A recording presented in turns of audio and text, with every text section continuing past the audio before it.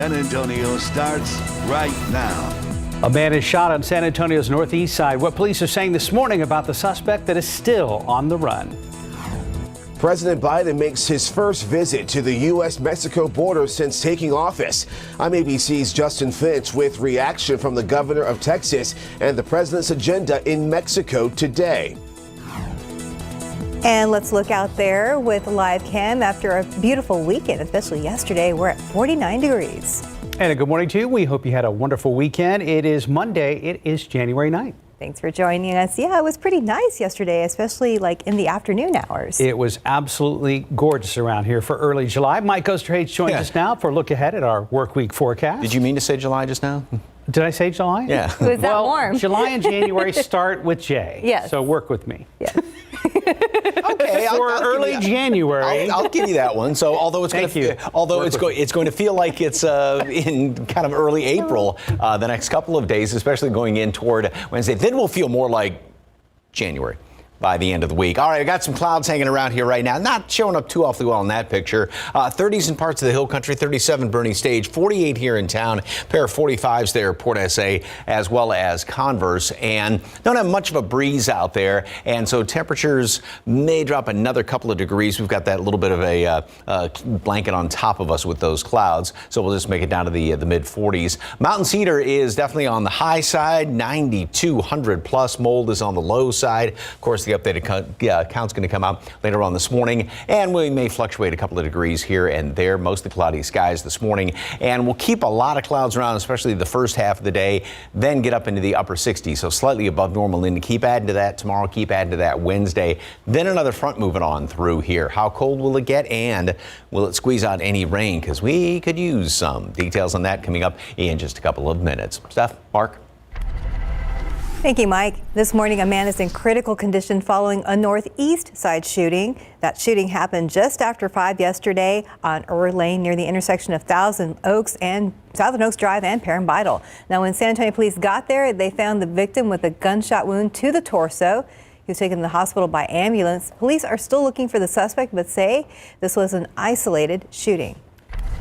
Well, now to the nation's southwest border, where President Joe Biden made a brief first trip Sunday since first taking office. As ABC's Justin Finch reports, his visit is happening as a Republican-led House promises to probe into the administration's handling of the surge in migrants at the border.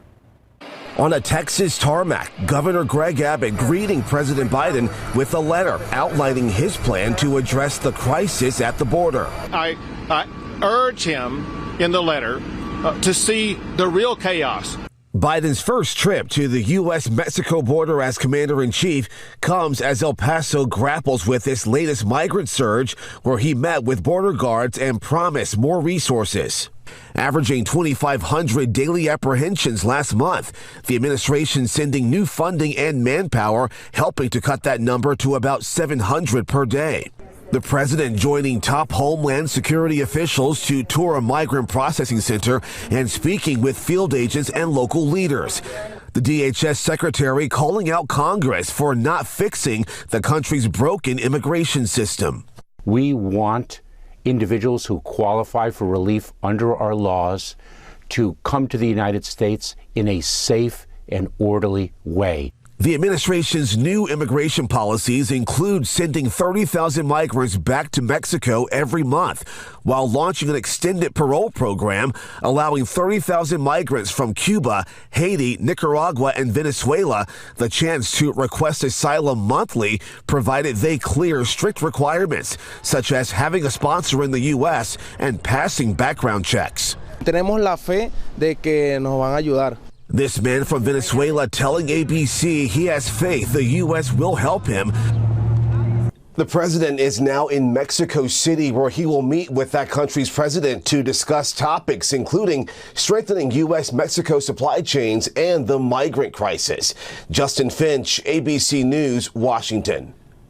Prosecutors are getting ready for the arraignment of accused killer Brian Kohberger today. They say their plan is to present a strong case. The 28-year-old is charged in the brutal deaths of 4 students at the University of Idaho. DNA evidence played a key role in identifying Kohberger as the prime suspect. Officials were able to match his DNA to genetic material recovered during their search and collection of evidence from Kohberger's home and vehicle. After a long, drawn-out 15-ballot election to become House Speaker, Republican Kevin McCarthy faces his next big test of uniting lawmakers. That could come later today when lawmakers are set to consider a rules package to govern the House.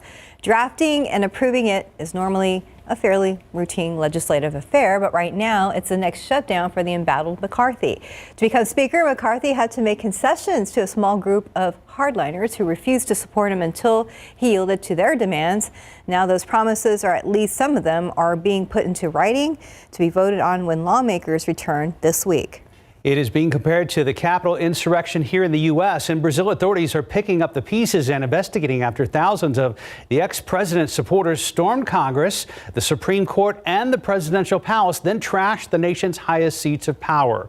They were seeking military intervention to restore either Bolsonaro, the former president, or the newly inaugurated Luiz Inácio Lula da Silva. The government described the protesters' actions Sunday as terrorism and coup mongering and tallied 300 arrests.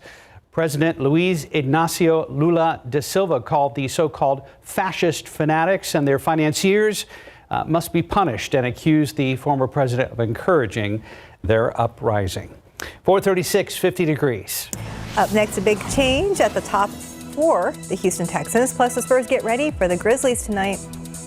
It didn't take long last night for one of our first firings in the NFL now heading into the playoffs. All right, checking TransGuide, I-10 at Probant. We had some traffic problems over the weekend, but this morning we are looking great pretty much around town so far. And around town with live cam, we're about 49 degrees this morning, but some areas even colder. Grab that jacket. We'll be right back. Pro football coverage powered by Davis Law Firm. The Houston Texans have fired Lovie Smith after one season as head coach. Smith was fired last night after they finished the season 3-13-1. It's the second straight season in which the Texans have fired a coach after just 1 year. They parted ways with David Coley last January after he went 4-13 in his only season. Texans had the league's worst record for most of the season, but won 2 of their last 3, capped by Sunday's win over the horrible Colts that cost the team the #1 overall pick in next year's draft that went to the Bears. 32-31 victory over Indy gave Chicago the top pick and left Houston to choose second in April's NFL draft. How long would the Cowboys starters stay in this one against the Commanders with so much on the line? You know, everyone would be constantly checking their phones for score updates, and Fox was nice enough to leave it on the screen too. First quarter, Commanders strike first. Sam Howell, first NFL game as a starting QB, on first throw finds Terry McLaurin with a 16-yard touchdown, 7-0 Commanders. Second quarter, Dak throws, and he is picked up by Kendall Fuller. This is a 29-yard pick six. Commanders miss the extra point, lead 13-0. Later in the quarter, Dak finds CD for the 15-yard touchdown. Extra point, no good, and Commanders leads 13-6 at the half. Dak was 9 for 21 with 80 yards by the break. Third quarter, Cowboys go 3 and out. 3 straight drives. Commanders score right before the end of the quarter. Howe scores on his own from 9 yards out. Washington up 20-6 after 3. Fourth, Dak trying to convert on 4th and 1. He goes nowhere, cannot convert. Cowboys turn the ball over. Cooper Rush would come in later in the quarter, and here is your final score. Probably one of the worst losses of the season. Commanders win it 26-6. Dallas is now 12-5.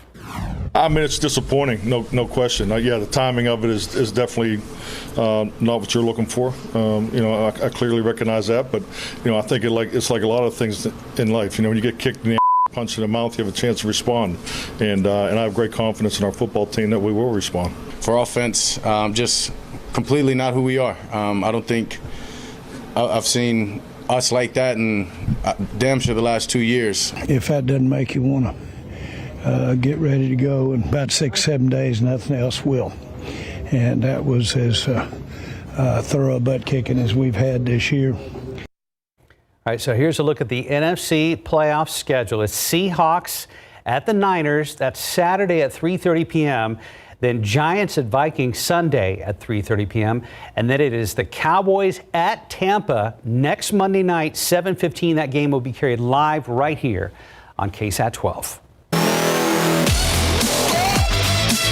Our young Spurs giving the defending Eastern Conference champs, the Celtics, all they could handle Saturday afternoon. And what made their performance even more impressive was the fact that it was the second game of a back-to-back 8 Spurs finished in double figures, led by Zach Collins, Trey Jones, and Josh Richardson, who all had 18 points each. Collins posted a double-double, making 8 of his 13 shots and hauling in 12 rebounds. He is proud of the way the Spurs battled back to tied up 116 late in regulation. They were in the finals last year. They know what to do in those moments. So for us to go out there and really give us ourselves a chance to win up until, I don't know what it was, 20, 30 seconds left in that game, even when we were down early, that says a lot about our growth, I feel like. We're like 23, 22, 24 years old, 19, and look what we did. We just came back from a back-to-back against possibly the best team in the league right now and played them down to the wire with missing guys. So we are capable of playing at that level when we do the right thing and play a full 48 minutes. All right, here's the schedule this week. Team is in Memphis to take on the Grizz tonight at 7, then on Wednesday. Team is back in town Friday for that 50th anniversary game at the Alamo Dome against Golden State on Sunday, and then Sacramento comes to town. And step back to football real quick. I want to tell people about the AFC schedule. Miami at Buffalo Sunday at 1 noon our time. Baltimore at Cincinnati Sunday night. Los Angeles Chargers at Jacksonville, and that one is Saturday evening at 7:15. Kansas City has the bye. All right. So busy Saturday, Sunday, and then Monday. Yeah, this is the most wonderful time of the year for the NFL. Yes, it is. Time now, 4:44 and 50 degrees for now. In less than 24 hours, Prince Harry's new memoir hits bookshelves. Up next, a first look at his one-on-one interview where he answers a question about going back to be with the royal family. And welcome back. It's 4:46. Prince Harry is speaking out about his new memoir, Spare, his family, his life as a royal, and the future ahead. ABC's Christy Aletto has the details in today's GMA First Look. In this morning's GMA First Look, Michael Strahan one-on-one with Prince Harry. There's a quote in this book where you refer to your brother as your beloved brother and arch nemesis. In less than 24 hours, the Duke of Sussex's pull no punches memoir Spare hits bookshelves, with excerpts already dominating headlines across the globe. And this morning, every topic is on the table. Is there a part of you that can see you and your family becoming working royals with the monarchy? I don't think it's ever going to be possible. I don't think that, even if there was an agreement or an arrangement between me and my family, there is that third party that is going to do everything they can to make sure that that isn't possible. Not stopping us from actually going back, but making it unsurvivable. And coming up at 7, we'll have much more of Michael Strahan's interview with Prince Harry. With your GMA First Look, I'm Christy Aletto, ABC News, New York. Let's take a look at the roads with TransGuide, looking over at Loop 410 at Perrin Vital and Loop 410 at Ingram Road. Things are moving at this hour. Somebody posted on social media last week, because the weather's been so mild since that big Arctic outbreak before Christmas, that they're suspicious of what Mother Nature might be setting us up for later this month or February. And you never know, right? Well, I mean, like I said last Friday, February is always, a squirrely month, and things always get kind of, unpredictable. Yeah, it's a little scary. Like last year. We'll have a couple of different seasons this week. So, okay. By the way, back to football very quickly. Everybody talking about the NFL. Don't forget, TCU plays tonight against Georgia. Yes, and we're going to talk about that coming up later in the newscast. So we'll see how TCU does against Georgia. Yeah. It's going to be nice having the kind of David Goliath thing going on there. So and I think most folks are going to be rooting for the Horned Frogs tonight. The Texas to see somebody new. I think is one of the reasons. So anyway, back to the weather. Yeah, it's going to be kind of a tale of two seasons this week. And boy, I'll tell you one thing, this weekend, we had a few clouds left over on Saturday. Then that front moved through, touched off some showers, thunderstorms down to the southeast early yesterday morning, late Saturday night. And yesterday was absolutely spectacular and always a beautiful view. Over there are these pictures from Mr. McClellan over at Woodlawn Lake. Thank you very much for that. Got some clouds hanging around here this morning. Temperatures right now, grab a jacket. It is definitely chilly out there. We're still 7 degrees above normal right now. I think we dropped down a couple of degrees, fluctuate here and there this morning. 37's Comfort, Bernie Stage, 45 Converse, Helotes at 49, New Braunfels at 50.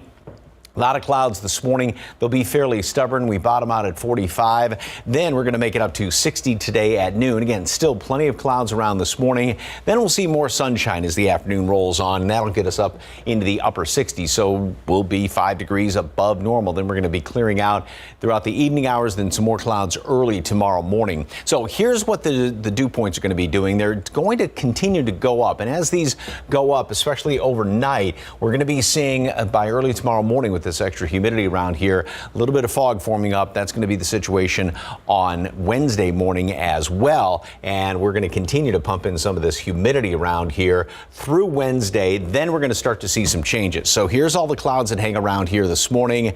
And then we will see some sunshine by later on this afternoon. I think this one kind of a little bit generous with the sunshine, but a lot more out to the west. And then, like I said, we have some clear skies overnight. But then by tomorrow morning early, we get the fog to form up around here. And then we'll see a lot of sunshine in the afternoon tomorrow, and we'll do pretty much the same thing on Wednesday. Now, as far as the humidity, like I said, it continues to go up and up through Wednesday, then drops down like a rock. This is the tale of the two different seasons here. Got a front moving through on Thursday, so that's going to take temperatures which will continue to go up. Will be even warmer tomorrow, even warmer on Wednesday, up to 80, then knock us back down, just about down to reality by the latter portion of the week. Same thing with low temperatures.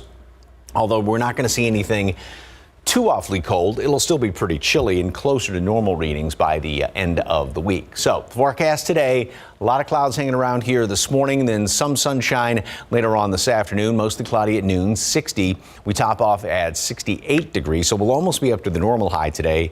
And then tomorrow we start off with some fog. We'll have plenty of sunshine in the afternoon, mid 70s, up to 80 on Wednesday after some fog in the morning. Then the front moves through early on Thursday, so that's going to hold us at 64 degrees. So mid 60s then through the end of the week. We'll hit 70 on Sunday. A lot of sunshine to finish up the week. Beautiful mornings, beautiful sunrises, beautiful sunsets later on this week. Low temperatures. Again, closer to normal, what you'd think of for January, because by Wednesday it's going to feel like, about early April. Wow. Not July quite, but, so I know. Close enough. So no one's perfect, including me. That'll happen later. We've just proven it. 452, 49 degrees. And still ahead, a TV adaptation of Eminem's 8 Miles in the works. Plus, find out if Megan scared off Avatar at the weekend box office.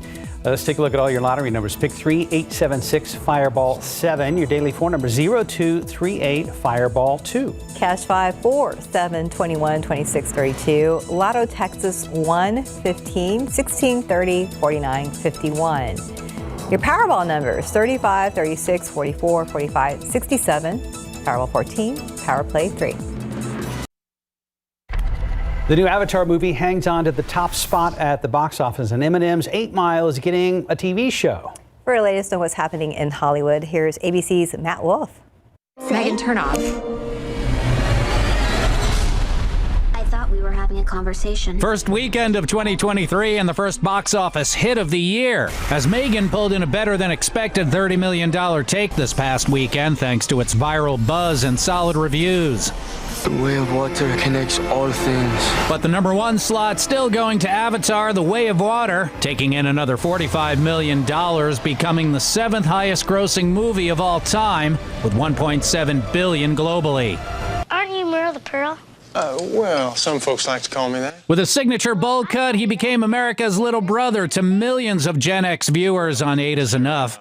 Nicholas Bradford. Adam Rich has died. He played Nicholas Bradford on the hit ABC show from 1977 to 1981, starring alongside Dick Van Patten and Susan Richardson. He had battled substance abuse problems for years after the show ended. No cause of death has been given. Adam Rich was 54 years old.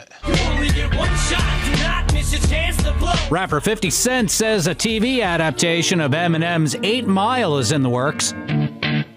50 dropping the news in an interview with Big Boy TV. It'll be a modern retelling of Eminem's semi-autobiographical hit film, which got him an Oscar 20 years ago for Best Original Song with Lose Yourself. And happy birthday, J.K. Simmons. The Spider-Man actor is 68 Monday. Matt Wolf, ABC News.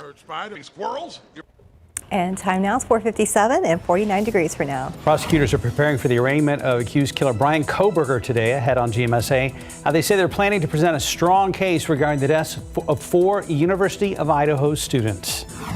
And it's today's big story. President Biden set to visit Mexico City. We're going to get an update on his visit at the border as thousands of immigrants gather along the border fence. And back outside with TransGuide right now, looking at 281 at St. Mary. One car headed somewhere, a couple more there at 90 and couples. Stephen Cavazos is in the studio. We'll talk to him coming up at the top of the hour after this break. Live from KSAT 12. Good Morning San Antonio starts right now. Making headlines this morning, we have a first look at President Biden's day in Mexico as he prepares for talks about border security. And 3 people are killed in a major crash on San Antonio's northeast side that happened overnight. What police are saying caused it.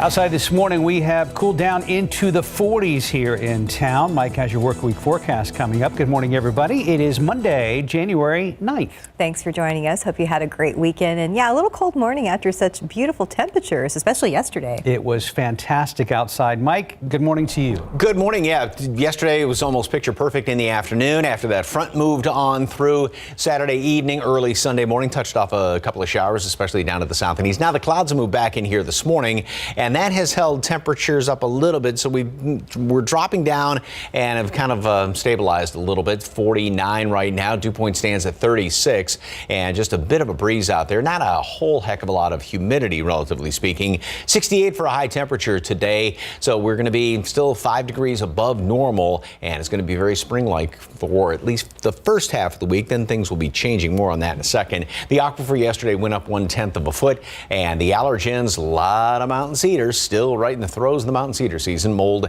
is on the low side. So check out some of the temperatures around the area right now. We got some 30s, a couple of 37s up there in the hill country, Bernie Stage as well. 46 at Randolph, 46 also Port SA, and 50 down the road at Stinson. And again, not much of a breeze out there this morning. We're not going to have to really worry about any fog this morning. Tomorrow, Wednesday morning's a little bit different situation. So mostly cloudy. It is chilly out there. Grab a jacket, despite the fact we're still not down to a normal reading, which is in the low 40s. Partly cloudy this afternoon, and we'll have a lot of stubborn clouds through the first portion of the day. Make it to the upper 60s again. And then, like I said, some fog tomorrow morning as well as Wednesday morning. Sunny, mid 70s and 80s going into Wednesday. Then we get a front to move on through here. And so that's going to knock temperatures down almost down to where we should be. So back down to January kind of temperatures, and plenty of sunshine going on in through the weekend. All details in just a couple of minutes. Traffic Authority, Mr. Cavazos, how was your weekend, sir? Too fast, Mike. And you know what? That's okay. Because we're back here. We're back together. So more on that in just a little bit. But let's get a quick look around the roadways, because a lot of folks are driving off into the new work week. Pretty quiet start this Monday morning. 281 at St. Mary's, not a bad spot. And US 90 getting a little bit busier, but of course a lot more folks are waking up, getting their schedule started early. So just remember to drive safe. We'll probably see the commute slow down in about an hour or so. But right now you are in the clear, and that's the same trend here on our map. A lot of green out there, but it is a new week, so we do have more road closures to see and to talk about a little bit later on. A little of them scattered on our map right now, but we'll get you updated on that in just a bit. Let's talk about these travel times, because we know that Bernie is experiencing a power outage at this time. However, if you are traveling in from San Antonio or into San Antonio from Bernie, it's still pretty green. 24 minutes at this point on I-10 eastbound. But watch out. I haven't heard anything about any stoplights just yet, so use caution out there. 281 southbound traveling in from Bulverde. We're seeing a little bit of yellow out there. 28 minutes to the Alamo City. And not too awful if you're traveling in from New Braunfels. 25 minutes on I-35 southbound. So nothing too concerning at this point, but we'll keep a close eye on the roadways and, of course, have those updates on road closures in the next few minutes. Mark, stuff. Stephen, thank you. New this morning, San Antonio police say 3 people were killed in a rollover crash late last night. Happened just after 10 p.m. at the intersection of Thousand Oaks and Alamo Blanco on the northeast side. Police say a red car was crossing Thousand Oaks and was T-boned by a SUV. The red car then rolled into a utility pole, causing the wires to come down, splitting the hood of a pickup on Thousand Oaks. Firefighters tried to rescue the people in the red car, but all 3 died at the scene. The driver of the pickup was taken to the hospital as a precaution. The passenger in the SUV was not hurt. No word yet on any charges filed. And as Stephen mentioned a moment ago, many in the city of Boerne are in the dark this morning because of a power outage. At last check, about 2,700 customers were affected, and utility crews are aware of the situation and are working to resolve the problem as soon as possible. For the first time since taking office, President Biden made a stop at the Texas-Mexico border over in El Paso. This visit by the president comes just days after his administration announced new immigration policies. President Biden opted against speaking publicly to the press, which caused some frustration for both the people of El Paso and the migrants waiting to seek asylum. Our John Paul Barajas has been in El Paso and has an update this morning. Many of the migrants here at Sacred Heart Church are getting some rest or getting ready to go to bed. Many of them will be sleeping on the sidewalk here on the concrete. The luckier ones will be inside this bus, parked bus, getting out of the elements. Others will be inside tents. Lots of them hoping that today's presidential visit would bring answers as to what's next for them with the Biden administration's new immigration policy. But instead, they were left with a lot of questions. ¿Llegaron conmigo, amigo? Gracias. Hoy estábamos como que, oh, sí. Today we're like, yes, they're going to give us permission to work. But what I've heard is he didn't say anything, is what Noengris Garcia told us. She's 8 months pregnant and made the trip from Venezuela with her husband, teenage son, and dog. Es que ahorita viene de Venezuela. They arrived New Year's Eve. Yo sabía que el viaje era duro, pero... She explained, I knew the journey was hard, but I didn't know how hard it was. It was harder than what I thought. Adding sleeping on the street isn't easy, but it's better than being back home. Se no mejoré. Going on to say, we came hopeful that this was going to give us a better quality of life. She came with the same American dream like many of the other migrants, including Victor Xavier, who was only 9 and made the trek with his mom and younger sister. Pasamos la selva. He told us we passed through the jungle and people got robbed. Me siento mal. I feel bad. His mom didn't feel like talking on camera as she came to terms that she might be expelled under the Biden administration's new immigration plan. But Victor still has eyes set on making it from Texas to New York. Que mi mamá trabaje bastante. Saying that my mom works a lot and she buys me a house. Mom, who's expecting her second soon, Noengris Garcia says she doesn't have the strength to go back. Si me voy, no sé. Si me quedo, tampoco, no sé. If I leave, I don't know. And if I stay, I don't know. So we don't know what to do. Now, a handful of people, including the executive director for the Border Network for Human Rights here in El Paso, have told us that Border Patrol ramped up apprehensions just days before the president's arrival. Governor Greg Abbott also made comment about that today during the visit. We have reached out to Customs and Border Protection about those accusations. We have yet to hear back. At Sacred Heart Church in El Paso, for GMSA, John Paul Barajas. San Antonio police need your help finding a 13-year-old girl who hasn't been in contact with her family for 3 days. Jocelyn Maldonado was last seen in the 200 block of Stark Street, and that's not far from Nogalitos and South Flores Street. She is described as 4'11" with shoulder-length wavy hair and pierced ears. She was last seen wearing a navy blue jacket and black pants. She has a medical condition. Anyone with any information on where she could be, they are asked to call the San Antonio Police Department's Missing Persons Unit at 210-207-7660. We now know the name of a man killed in an apartment complex on the Northwest Side Friday night. He was 28-year-old Octavian Hoskins. It's according to the medical examiner's office. The shooting happened on Friday at the complex on Medical, not far from Wurzbach and Babcock Roads. When San Antonio police got to the apartments, they found Hoskins and another man shot outside. Hoskins died at the scene. The other man was rushed to a nearby hospital. Police say they were both shot during an attempted robbery. Students returning to the University of Idaho campus for the first time since an arrest was made in the murder of 4 of their classmates. As ABC's Christy Aletto reports, several questions remain this morning, including why it took so long for the roommates who survived that attack to call police. This morning, as University of Idaho students return to campus and prepare for classes to begin later this week. I breathe a sigh of relief. I'm pretty sure that my mom did the same thing. Students and parents alike say they feel a sense of security now that police have a suspect in custody for November's killing of 4 students at this off-campus house. There is security a lot of places, so I felt comfortable. just walking around here. As students unpack personal belongings, the school is also promising new security measures, including more officers on campus and increased police patrols in neighborhoods near the university. Less than 30 minutes away, Washington State University students are remembering the classmate now under arrest for the brutal murders, telling the Idaho Statesman newspaper that the criminology student often spoke up during classroom discussions of murder investigations. But when the topic of the Idaho slangs arose, one student recalling he was completely silent. An affidavit laying out details of the crime scene reveals the suspect, 28-year-old Brian Kohberger, was on investigators' radar as early as November 29th, 16 days after the students were brutally stabbed to death. According to the affidavit, one of the surviving roommates was awake at the time of the murders, telling police the killer came within feet of her bedroom door as he exited the house. But police say no one called 911 for another 8 hours. Investigators say 2 survivors are not suspected of any wrongdoing, and there's still no word on a motive. Kohberger has pleaded not guilty and is due back in court Thursday. One student returning to campus said even with an arrest in the case, he'll be staying in groups to prioritize safety. Christy Aletto, ABC News, New York. In time now, it's 5:10 and 49 degrees for now. Apple's long-rumored mixed reality headset can soon be a reality. We'll tell you when it is set to debut.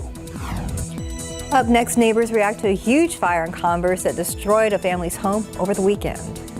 Outside with live cam, grab a jacket this morning. We're hovering right around 50 degrees here in the city as we look live at San Antonio International Airport. You're starting your day with GMSA. Now to the latest on the fire that destroyed a family's home this weekend in Converse. That fire started just before 3 in the 8900 block of Twin Creek Farm. Now, several fire agencies responded to that call. Everyone made it out of the house safely. A neighbor says she saw the flames spread quickly, then jumped to the house next door. She says seeing the destruction left behind is a scary reality and has her family taking precautions. Kind of terrified. I got my family thinking we better check our house for, like the fire detectors. Converse firefighters say 2 other homes near the fire this weekend were also damaged. The Red Cross is assisting the family that lost their home. 5:14, 49 degrees. Coming up next, the Samsung website is confirming when its new Galaxy S23 series will launch ahead of the official announcement. Plus, why the hottest gadget for Gen Z right now is a 20-year-old digital camera. You go by lots of titles. Veteran, son, dad. It's time to get up. No. Hairstylist and cheerleader. So adding a student title might feel overwhelming. But what if a school could be there for all of you? Good to see you. Career, family, finances, and mental health. It's coming along. Well, it can. National University, supporting the whole you. When it's go time, I don't let constipation stop me. New great tasting Dulcolax Chewy Fruit Bites work naturally with the water in your body in as little as 30 minutes. So you can go fast, go gently, and go on with life. New Dulcolax Chewy Fruit Bites put you comfortably in control. Home is time spent with the ones we love, celebrating moments together. Bring in the new year with a cleaner and healthier home from Stanley Steamer. A new year, a clean slate. Schedule a cleaning today.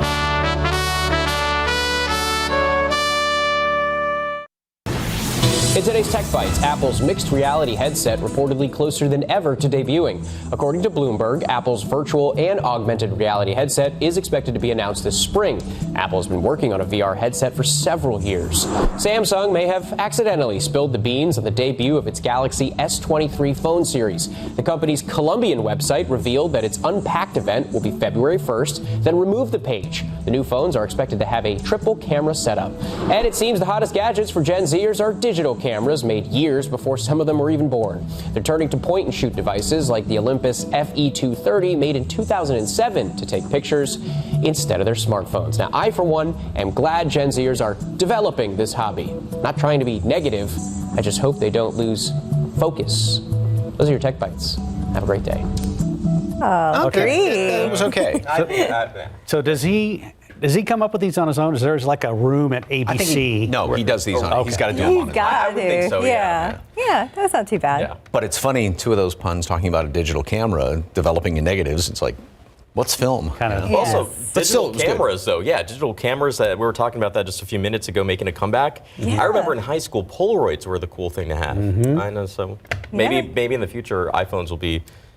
You never know with this group. You mean the Polaroid that spit out the... Yeah, the pictures. Those are fun. Those are fun, and they still are, right? Yeah, they are. Be careful, by the way, if you're traveling in from Bernie. We know that they were experiencing a power outage.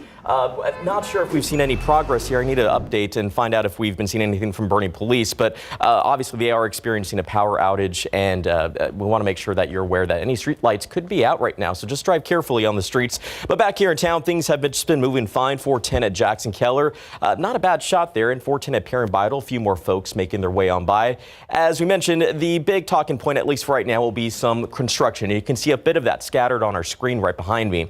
Let's talk about what will be taking place here along Wurzbach Parkway. Now, roadway improvement has been ongoing for quite a while, but we're going to see that work continue starting a little bit later this morning, Monday, January 9th. I can't believe it's already the 9th. Wrapping up on Tuesday, January 31st. This does begin at 9 in the morning and should wrap at 3 in the afternoon. But remember, those TxDOT crews tend to get out there a little bit earlier, so just give yourself plenty of time. Alternating lane and ramp closures in both directions from Blanco Road to Thousand Oaks is what you can expect. But I just updated the list of current closures on our website, so you can scan the QR code that hopefully will be coming up on the screen. There we go. All right, scan that QR code. It'll take you to our KSAT traffic page. Has a full list of all the current closures. But right now, things are fine here in town, so just remember to drive safe. Mike. Thank you, sir. If you stepped outside Friday evening or Saturday evening, it was absolutely gorgeous last night as well. That beautiful moon, of course, it was full on Friday. It is now the waning moon, but wow, just gorgeous. It looked like a giant spotlight out there in the sky. It was so pretty. We're not going to be seeing a really great sunrise this morning. We do have a lot of clouds hanging around here. No moon set off to the west as of right now. 37 Bernie Stage, 38 Bulverde. We're up to 49 right now, 45 Converse at Randolph, and 43 right there in Seguin. And throughout the rest of today, a lot of clouds hanging around here this morning, and we'll stay upper 40s around the area. And then some sunshine is going to try and squeak through later on this morning, although the clouds are going to be pretty tough all the way through noon. 60 at noon. That's already just about the, couple of degrees shy of the normal high temperature. Then we make it up to 68. So we'll still be on the warm side of things today, getting up into the 5 degrees above normal. Not quite as warm as yesterday, just because we've got some of those clouds out there. So we're not getting as quick of a start in the warming process, really, because of the clouds this morning. And we will see, though, some sunshine later on today.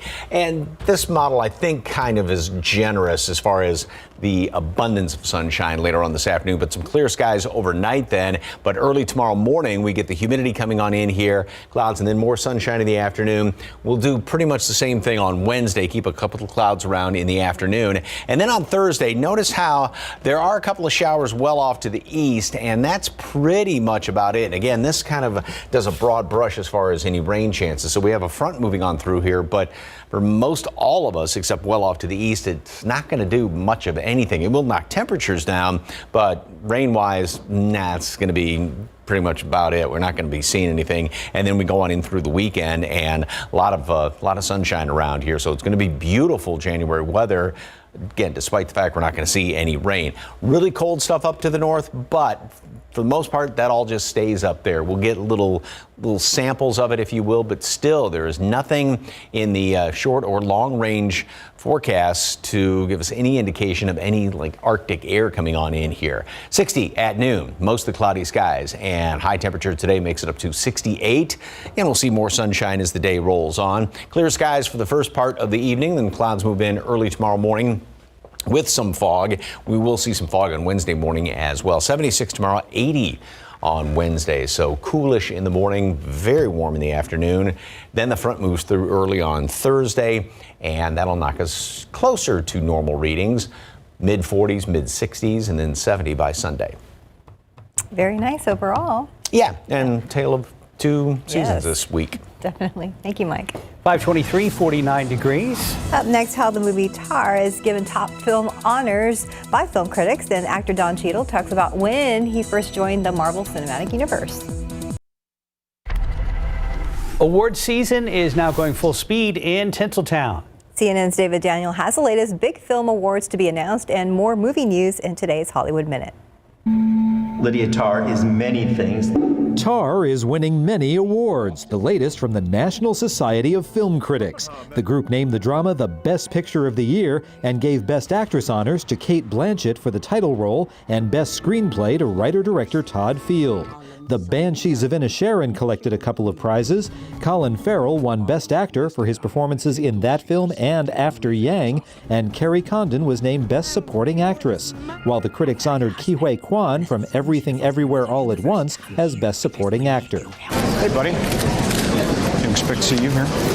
Look, it's me. I'm here to deal with it. Let's move on. Iron Man 2 saw Don Cheadle take over from Terrence Howard as James Rhodey Rhodes. It turns out he didn't have much time to make that decision. Cheadle tells GQ magazine Marvel called him while he was at his child's birthday party and gave him 2 hours to agree to or pass on a 6-picture deal. Cheadle says he talked with his wife and his agent and played some laser tag, then took the deal. In Hollywood, I'm David Daniel. Oh my gosh, at your kid's party, and it's not just one movie, it's 6? That's stressful. Well, he made the right decision, I think. I believe so. Seems like a good guy. 528, 49 degrees. President Biden is in Mexico following a visit to the border, how the administration plans to deal with the constant influx of migrants, which is overwhelming federal and local resources. And more support for Buffalo Bills star Damar Hamlin. It's been nearly a week since his cardiac arrest last Monday. We'll check on how much his toy charity drive has collected so far. And are you ready to drive the Wienermobile? We're going to show you how you can apply for a once-in-a-lifetime opportunity at Oscar Mayer. As members of both parties are calling for action on the immigration crisis, President Biden finally visits the border. And taking a look outside with live cam here, chilly in the 40s and some areas even colder. And a good morning to you. It is Monday, January 9th. Hope you had a good weekend and enjoyed the beautiful weather, at least yesterday. Mm-hmm. Yeah, it was gorgeous yesterday. Saturday wasn't bad. I mean, we had a lot of clouds hanging around here. But yeah, yesterday was just a wonderful day to be outside. And this morning we are starting off with plenty of clouds hanging around here. Clouds moved in overnight, and we will see some sunshine later on today. Clouds will be fairly stubborn through the first portion of the day. And nice view of downtown from our south cam over there at Brook City Base. 49 right now, so we're still 8 degrees above normal. Dew points at 36.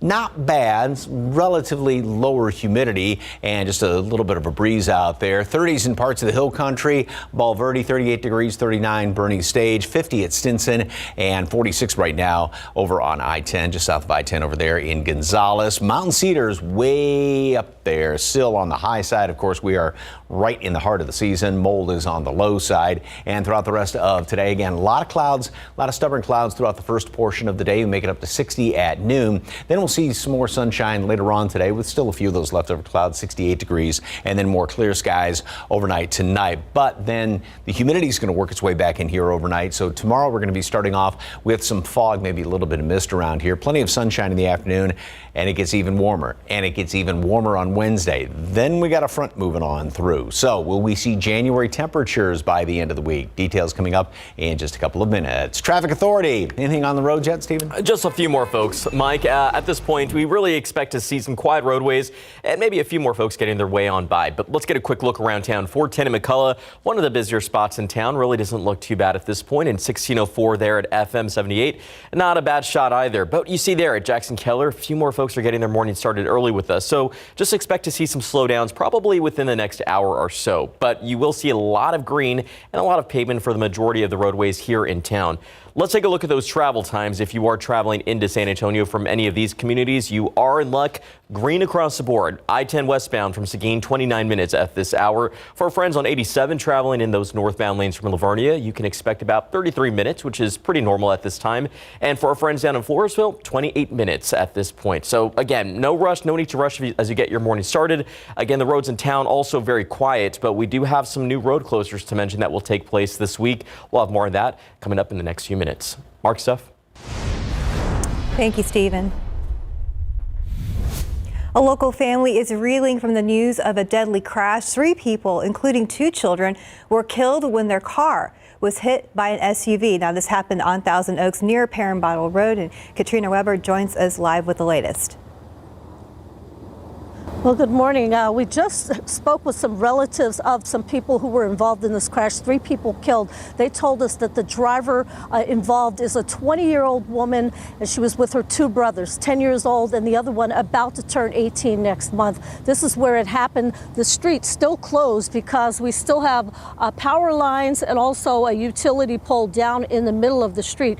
Now, this cross street here is Alamo Blanco. This is where it happened. We're just about a block east of Perrin Vital off of Thousand Oaks. Let me give you a look at the video from last night. This happened after 10 last night. Now, according to relatives, the 3 people who were killed in this crash had just gone out for a few minutes. They live about 3 blocks from an HEB. They were on their way there, according to relatives, to get medicine for their mother, who was having stomach troubles when this crash happened. Police tell us that their car was crossing Thousand Oaks and was T-boned by an SUV that was coming west on Thousand Oaks. Hit that car, knocked it, and flipped it over into a utility pole. Again, that pole came down. They also landed up against concrete, looks like a trash can or something, and the car was pretty well demolished. The 3 people died here at the scene. The driver of that SUV was taken to a hospital, we understand, as a precaution.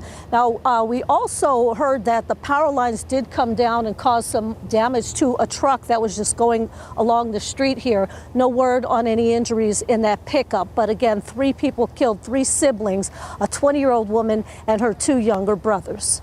Reporting live on the northeast side, Katrina Weber, KSAT 12 News. Katrina, thank you. President Joe Biden is in Mexico City, where he will take part in the North American Leaders Summit. Biden is expected to discuss immigration matters with the leaders of Mexico and Canada during that event. As CNN's John Lawrence reports, it's a concern that has both Republicans and Democratic leaders calling for action. President Joe Biden making his first trip to the southern border as commander-in-chief Sunday. I think anybody in the Rio Grande Valley, Democrat or Republican, can't ignore that this is a crisis. This comes as the administration wrestles with the constant influx of migrants, which is overwhelming federal and local resources. We are dealing within a broken immigration system that Congress has failed to repair for decades, and there is unanimity with respect to that reality. Texas Governor Greg Abbott met with the president in El Paso Sunday, handing Biden a letter with 5 actions he wants Biden to take to address the situation, including the resumption of construction on the Lone Star State's border wall. I told him how thousands of Texans have lost their lives, that tens of thousands of Texans have had their lives destroyed by his open border policy. Homeland Security officials say the number of migrants trying to get into the U.S. has gone from 2,500 a day in December to less than 700. But members of both parties say this is a problem that needs to be dealt with sooner rather than later. I do think that the Biden administration is trying to tackle a tough issue in a way that is consistent with both the principle that America is a nation of immigrants, but also, of course, making sure there's a safe and a secure and a strong border. I'm John Lawrence reporting. Well, now that they've elected a speaker, House Republicans are planning to form a new select committee to investigate the Department of Justice and the FBI. Lawmakers say they want to target the agencies in their ongoing investigations, particularly those into former President Donald Trump. The new expanded committee proposal is a result of one of the key concessions House Speaker Kevin McCarthy made to his opposition to secure the gavel. The proposal is included in the House Rules package, which establishes the rules and committees for the 118th Congress and is set to be put up for a vote later today. If it passes, McCarthy would be able to select 13 lawmakers to serve on this subcommittee, 5 of whom would be chosen in consultation with House Democratic leader Hakeem Jeffries. In Virginia, an elementary school teacher who police say was shot by a 6-year-old student is continuing her recovery. Police say Abby Zwerner is a first-grade teacher at an elementary school in Newport News. Investigators say the 6-year-old shot Zwerner Friday, and police say this was an intentional act. The school's principal says the school will remain closed today and tomorrow to give the community time to heal. In the meantime, investigators are trying to figure out how someone this young got access to the gun. Fans are continuing to show their love for Buffalo Bills safety Damar Hamlin by donating to his toy drive for kids. It's now up to more than $8.5 million this morning. Money has been pouring into the fundraiser since he went into cardiac arrest last Monday night. Hamlin started the toy drive last year as a way to give back to his community. More than $32,000 poured into the charity during Sunday's Bills game against the New England Patriots. Organizers thank people who donated for their generosity and their compassion. Time now, 5:39 and 49 degrees for now. All right, Oscar Mayer now recruiting the next class of hot doggers. We'll show you how you could soon be behind the wheel of the iconic Wienermobile. Cooler temperatures outside, that means more cozy days inside, right? But poor air quality at home can negatively impact your health. Up next, we're going to show you the easiest ways to keep it clean and avoid increasing your risk of getting things like heart disease and respiratory problems. Outside with Live Cam, if you're just tuning in this morning at 5:40, yeah, we're in the upper 40s out there, so a very cool start. Mike looks ahead to the work week coming up right here on GMSA. 5:42, welcome back. Across the country, winter weather has already made its debut this season, and chilly temperatures outside means more days inside. However, as ABC's Alexis Christophorus reports, poor air quality at home can impact your health. The weather outside is frightful, but the fire inside could be problematic too. According to the American Lung Association, exposure to burning wood can cause respiratory problems and increase your cancer risk. And that's not the only air pollutant in your home that can adversely affect your health. As you spend more days inside this winter, consider taking steps to improve the air quality in your home. You can start with your fireplace. Try not to use it too much. If you're going to use a fireplace, make sure that you have the flue cleaned, that there is a screen across your fireplace. If you can afford it, consider getting an EPA certified insert for your fireplace. Right now, there is a federal tax break of 30% on the purchase and installation of the units. Gas stoves can also release pollutants such as nitrogen oxides. So use your vent, use an exhaust fan, or just open a window. And block that kitchen or living room smoke from entering your bedroom, where you can spend hours every night by keeping bedroom doors closed. If you can deal with it, you can keep your pets out, and so whatever is on their fur won't get on your bedding and won't be in the air. In addition to dusting and vacuuming once a week to combat allergens and dust, use an air purifier. Look for vacuums and air purifiers that have an effective HEPA filter. Consumer Reports has ratings on air purifiers, and what studies have found is that the effective ones can take out as much as half of all the bad particulates in the air, which can affect people's health. And to prevent mold growth that can cause asthma and allergy flare-ups, clean bathrooms, kitchens, and basements regularly. Alexis Christophorus, ABC News, New York.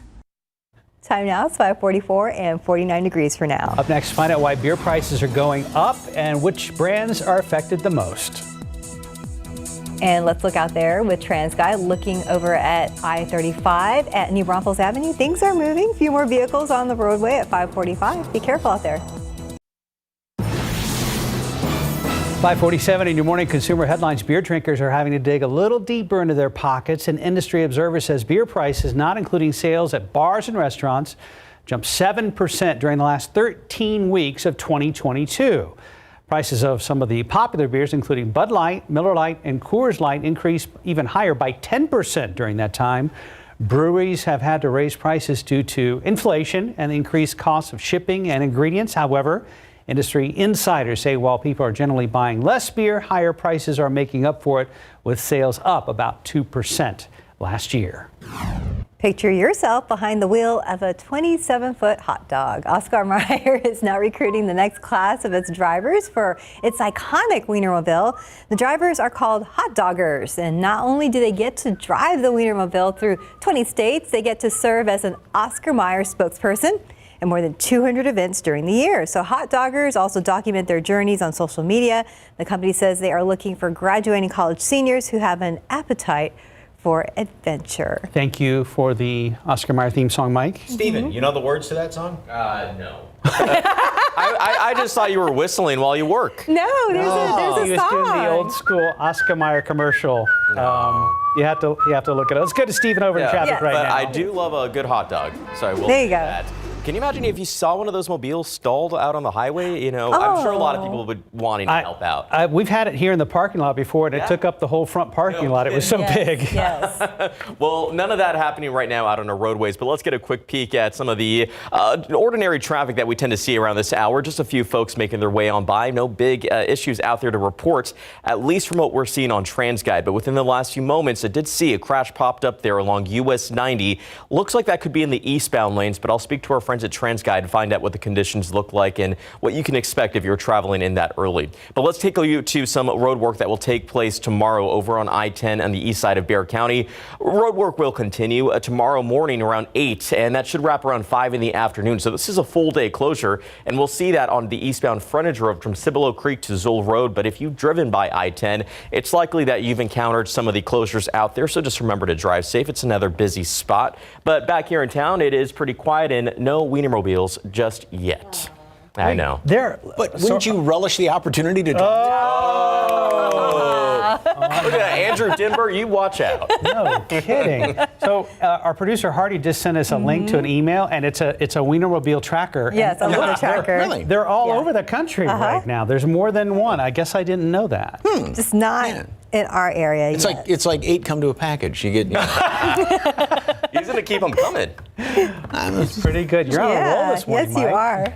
Thank you. We'll keep trying for a Monday. So I was trying to think of some other things. So and the thing is, and the thing is too. Sometimes if they're driving a little bit slow, they need to catch up.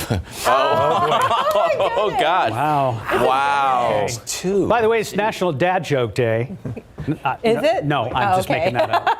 And again, it's more of are dad jokes and puns, are they kind of synonymous nowadays? What do you want it to be, Mike? I don't know. Anyway, interesting. Apps have everything. You take them, you just point them up to the sky, and they show you where all the stars are and everything like that. And this one then shows the constellations out there. So the moon right now, which is a waning gibbous moon, because it was full a couple of days ago, is in Cancer right now. Very cool looking shot. Thank you very much for the KSAT Connect picture. All right, we got a lot of clouds hanging around here this morning. Nice view, no visibility problems. Nice view of the skyline. All right, here's the Climate Prediction Center 6 to 10 day outlook, and this is the 15th through the 19th. And this does not mean it's going to be on the warm side, but it's the odds of, or the chances of, being above normal. And this is kind of what we've been seeing, obviously, throughout most of the month of January, above normal temperatures. And so the odds of that happening through the 19th are pretty good. Also on the dry side, the chances of that being the case compared to normal. And then even going further into the future, the 8 to 14 day outlook, going almost in through the end of the month, through the third week of the month, as you can see that good chances of being on the warm side as well as on the dry side, unfortunately. All right, temperatures around the area right now, 30s in the hill country, 49 here in town. So yes, it is cool, but we are on the warm side of things, and we're going to be on the warm side of things throughout the rest of today. So temperatures will stay steady, maybe fluctuate a couple of degrees this morning, make it up to 60 today at noon, and then we top off at 68. So even though it's a coolish afternoon, we're still going to be about 4 degrees above normal, 5 degrees above normal being 63 as of right now. And here's what's going on. We're not seeing any big blasts of any Arctic air coming on in here. We've got a little bit of a sort of a roller coaster action, but for the most part, these upper level steering winds are coming in here, going right across the country, straight west to east with little, again, fluctuations, little bumps and dips here and there. And here's the low, which is going to move to the north of us, not close enough to really give us any good rain chances. This will be the front that moves through early on Thursday. Yes, it will pull down some relatively cooler air just to compared to what we are going to be at tomorrow as well as Wednesday. Very, very warm, so that'll knock temperatures down, but still we're going to be on the above normal side, albeit by a few degrees, even through going the weekend. 60 at noon today, mostly cloudy skies, and then a high temperature today of 68. Now, we continue to warm up. Tomorrow, get up into the mid-70s. Wednesday, 80, and then the front moves through. Yes, we will be close to normal by Thursday, close to it by Friday, but still, like I said, a couple of degrees above that, and then mid-60s to 70 over the weekend. Lots of sunshine around here. Yeah, so downside, no rain. A little bit of fog tomorrow morning, a little bit of fog Wednesday. Okay, 1 footnote I meant. I looked it up, there are 6 Wienermobiles. It was just showing us the stops they're going to be making all over the country. Gotcha. Okay. But right, not in San Antonio right now. Not yet, yes. So it's a 6-pack, not a full pack. 554, 48 degrees. Let's look at your winning lotto numbers. Pick 3876, Fireball 7. Daily 4, 0238, Fireball 2. Cash 5 numbers 4, 7, 21, 26, 32. Lotto Texas 1, 15, 16, 30, 49, 51. And Powerball, which is up to $340 million, 35, 36, 44, 45, 67. Powerball 14, Power Play 3. Mega, of course, is at $1.1 billion. The College Football National Championship between TCU and Georgia kicks off today. It all starts at 6:30 tonight from SoFi Stadium in Inglewood, California. The Dogs are favored by 12.5 points. We'll have highlights from the game tomorrow, right here on GMSA. Well, ahead the next hour of Good Morning San Antonio. How often do you use emojis in your texts? We'll tell you why new research shows some emojis may be taking on a new meaning. And right now you're looking live at the main traffic trouble spot in San Antonio this Monday morning commute. We're looking at Highway 90 and General McMullen, where we've got a collision that is affecting 2 to 3 lanes. Stephen will have more coming up.